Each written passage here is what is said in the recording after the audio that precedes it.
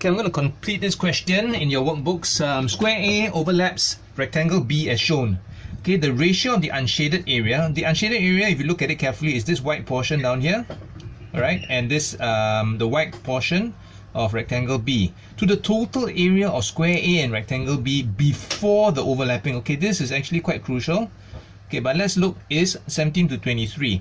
Okay, so let's look at it. The ratio of the unshaded area. Let's just take the white area down here. We call it unshaded area. We just take it as 17, right? So 1 is the 23 down here. I will have to split because when you say before the overlapping, what it means is that you're basically splitting before they overlap each other. So let's split the square and the rectangle to see what it actually looks like. Okay, pull them apart. So it looks something like that. Okay, this is the ratio, but we have this, remember? We will have this shaded portion down here. So let's just draw this shaded portion in and this shaded portion in. So the rectangle will look something like that.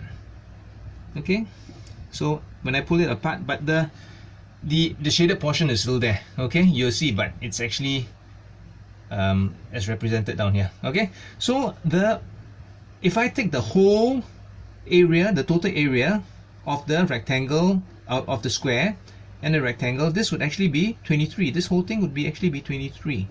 Okay, does it make sense? Alright, so write down the ratio of the shaded area. Okay, now we just want the shaded area. So if I take 23, I want to find the shaded area now. They're asking you for the ratio of shaded area. Shaded area would actually be 23 minus 17 equals 6. But be careful. When they say this, the ratio of the shaded area, remember that this 6 actually represents these two shaded portions. Okay? But when they actually overlap, it becomes just one shaded portion when they go on top of each other. Okay? So I actually have to take the shaded area would actually be equals to 6 divided by 2 once they overlap down here. Okay, when they overlap. So if I ask you for the ratio of the shaded area to, be careful of your signs, my writing is quite bad. Okay, so to the total area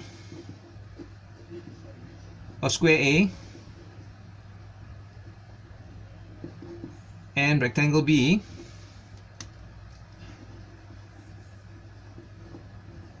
before the overlapping, my ratio for the shaded area as I worked on top is actually this 3 down here. And what is my ratio for this? The total area would actually just be this. Okay, before the overlapping. Remember we took this and we agreed that this 23 is before the overlapping. So I just take this 3 and I just take this 23, and that's my answer.